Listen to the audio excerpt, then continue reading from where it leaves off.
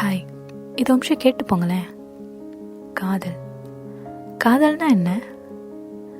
நான் நேசிக்கப்பட்டிருக்கேனா? இந்த கேள்வி உங்களை எத்தனை பேருக்கு இருக்கும்ல? எனக்கும் இருந்துச்சு.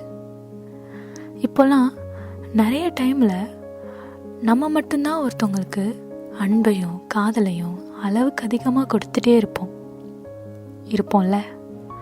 ஆனால் அதுவே சில சமயத்தில் மட்டும்தான் நம்ம அந்த அன்பை பெற இடத்துலையே இருப்போம். சில சமயத்தில் மட்டும்தான், இல்லையா? ஆமாங்க. ஆனால் ஒன்றுங்க, அன்பில் ஏதோ ஒரு ரகசியம் இருக்குது, இல்லையா?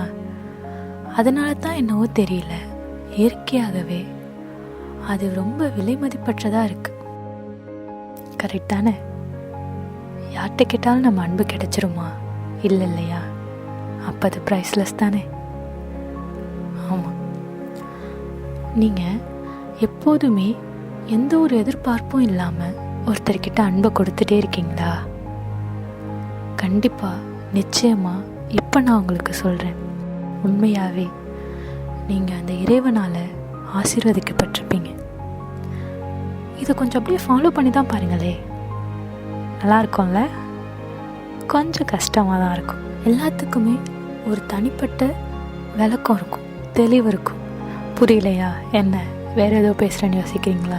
இல்லை, நான் காதலை பற்றி தான் சொல்கிறேன். எல்லா காதலுக்குமே ஒரு தனிப்பட்ட தெளிவு இருக்கும், இல்லையா? நான் நிச்சயமாக சொல்கிறேன், நீங்களும் ஒரு நாள் அந்த வரையறை அல்லாத காதலையும் அந்த எல்லையற்ற அன்பையும் நீங்கள் ஒரு நாள் பெறுவீங்க. அப்படி இல்லையா, உங்களை ஒரு நாள் அந்த அன்பு கவரும். ஹாப்பியாக இருங்க.